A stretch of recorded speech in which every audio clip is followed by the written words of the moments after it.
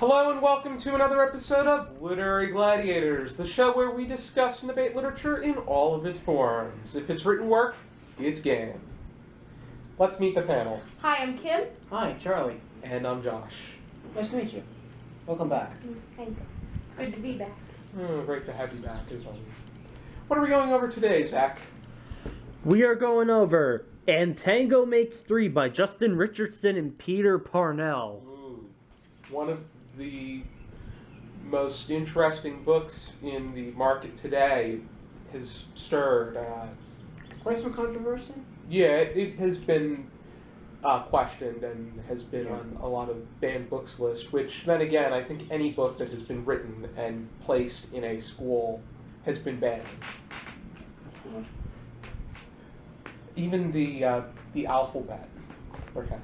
Alphabet? A book about the alphabet will probably end up getting banned just because... The little Q was in here. Kids are not going to connect to that word.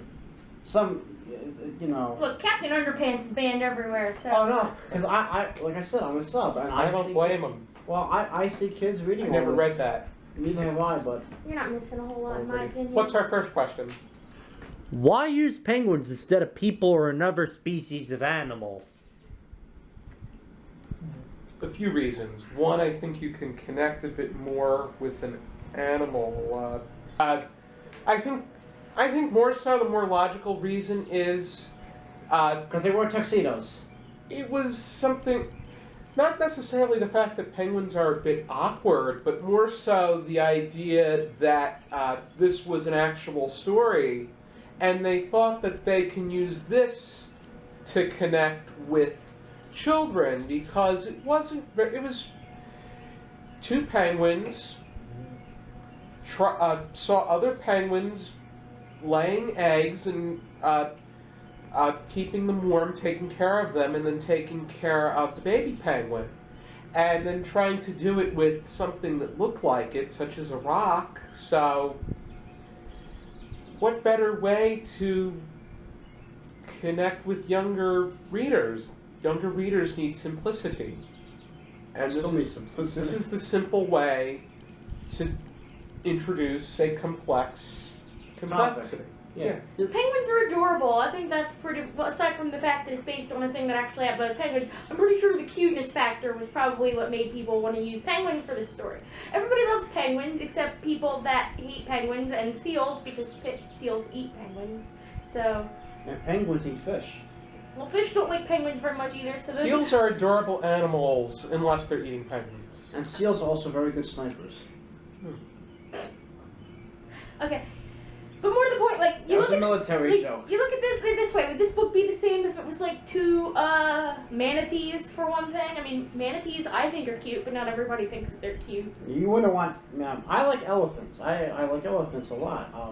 But I don't think elephants would be appropriate for this. Every 5 minutes, you know, that would have to be transcribed, and you're saying... I think that the fact that birds lay eggs, the egg is a visual evidence for the of what is bound to be. If it was two manatees, the manatee would be it would involve a pregnancy, and then you would have to talk about inseminating, that kind of thing. The manatee adoption agencies and their ridiculous policies, which would kind of take a while to explain in a 32-page book. In this case, a nice zookeeper finding an egg that has been abandoned and giving it to this couple. Works out perfectly. It's all about timing, and they think that it's a great way to explain to kids. Our next question. Do you find this to be a fitting story that covers the topic of LGBTQ families? I think so. Yes. Yeah, it's a very they're setting up this topic, and it's being massaged gently into a child's brain. And It's not forced thing. Bam. It was very subtle. They really Well, didn't. yeah, I didn't want to say They subtle, just but said it is. that Roy and Silo were together, and Yeah, they didn't say Roy and Silo are married. they wanted to have a baby together. Yeah, it's massaged gently. And they didn't even mention where. They didn't even mention where the baby. They just mentioned that it was the time of season. Mhm. So it was very appropriately done. I feel like it's like perfect for. Well, I read a lot of children's books, and increasingly LGBT themes are popping up more and more, especially in young adult stuff. This is relatively quaint compared to a lot of the stuff I've read involving these themes. May I say this? Yes. Thank you. Like I think that it's done very well. There's no penguin-based homophobia. There's no discrimination laws. There's no discussion of the hard stuff, which I think is fine considering the age group is probably around 4 to 8. I think So that's something you need to have. You really don't need to, unless you're talking about discrimination and prejudice. You have to concentrate on one issue at a time. oh yeah, there's plenty of books that discuss that, but this is a nice tale about how there's all kinds of families and stuff, and I think that's important. I think it fits in its little nest like appropriately, and I think it's a good start for people trying to make their libraries more inclusive of different, orientations. Mm-hmm. And unlike works from Dr. Seuss, I would say I would have this, which I think that leads us to the next question. Do you find this book to be necessary for children? And if so, at what age should it be presented to them? I already said that it was about 4 to 8. I think it's relatively necessary because, there are a lot more people of different orientations in this day and age that are more public about it because it's more accepted for the most part. So children need to learn about it, at an early age. To say that it's necessary might be far because no book is truly necessary for everybody to read, but I think that it's good for kids to have access to it, and I think that every library should carry it. If I may, I was going to say that I think this book would be a great example as well, but I would say 5 to 8. I'm going to go up one because, we're going to go with one full hand. That's not a joke, I promise. It took me a minute. Hold on. Okay. What? It took. No, I'm just flat out saying I think 5 children are a little more aware than when they are 4. Because personally, for me, when I was 4, I didn't know anything. When I was 5, I started to become more aware of my surroundings. That was me. Could be different for you, but by age 8, you should have you should have it in your head. You should be putting in your child's head. We need to discuss something, little Jeffrey, little Tommy. We talk to the kids about it, and this would be a great example. Would I put it on my bookshelf for my children? Yes.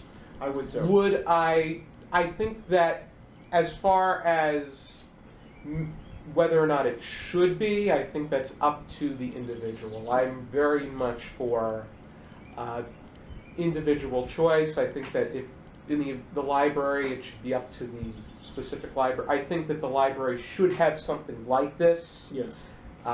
And I do think that 4 to 8 is the perfect range. Yeah. I would say closer to. I think that the way that it is presented, I would say a little bit closer to 4 to 6. Yeah. But, another reason I say 5 because 4, you're not in school, which is you're in preschool, but by 5, 6, you're in kindergarten, I think that pre-kindergartners can be introduced to something like this. I was reading constantly when I was 3, so Well, that's me. When I was 3, I was playing with Legos, and I'm like, well, we all were, I'm sure, but Oh yeah, you can read and play with Legos. You gotta learn how Well, to I put it ate my together. Legos, so So did I. We had reading time during. and I didn't have that. I read to myself, but I would, like I said, I'm a substitute teacher, and we have all different stations. Some kids are in painting, some kids are in arts and crafts, or whatever, and the other kids they're in reading. And when I'll walk around, sometimes there's 2 or 3 teachers in the room at one time, and I'll look around and Captain Underpants, and this younger kids, and they are still telling the same lame jokes. Hey, what's your name? Mr. Galizia. What's the color of this? Yes, I heard this. Blue. The opposite of down is up. Mr. Galizia blew up. And they look at you like, are you God? I'm like, no. I'm not. I love kids. Me too. They're great, you They know. are. They're really great. When they hit hormones, that's like, all right, you're on your own. Alright, no, Just when kidding. when they hit hormones, they need more help than ever. Yeah, they do. Mm. You know. More on that at another time, I'm Yeah. sure, if we start talking about young adult books. Ever. But yeah, like They come up here and there on our show. 5 to 8, I think, is more appropriate. Hmm. You're going right into kindergarten. Already any final thoughts? Why is this thing banned? It's 2015. This book is as harmless as like a feather falling upon your skin.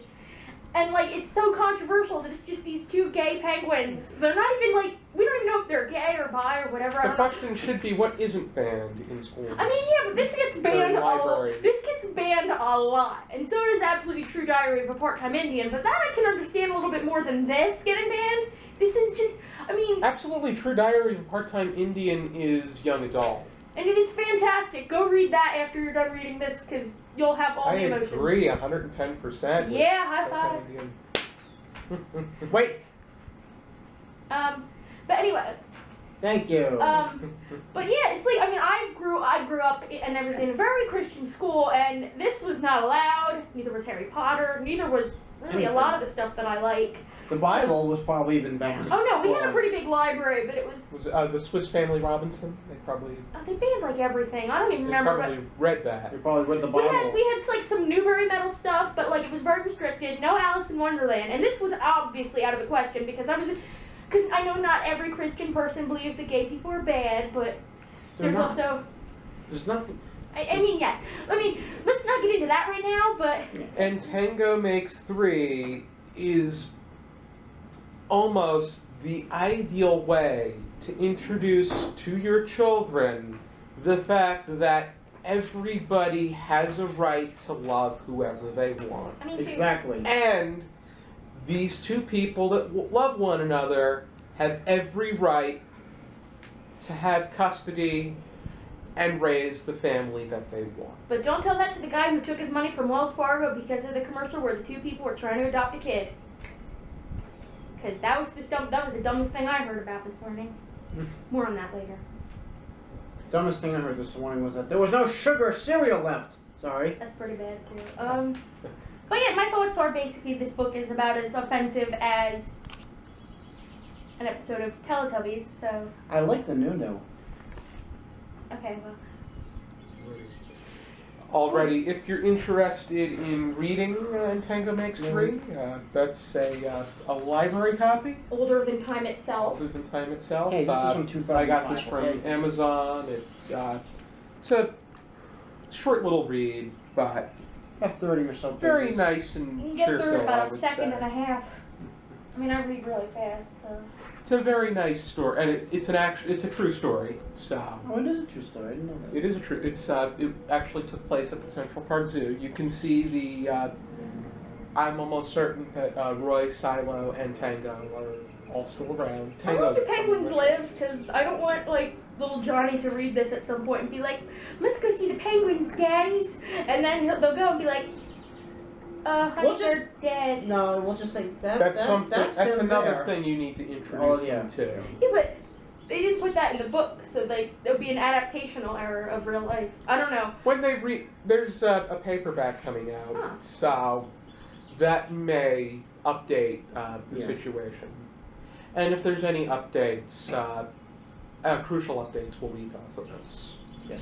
Already, be sure to join us next time for another episode of Literary Gladiators. For now, Keep reading. keep Enjoy your reading. penguins.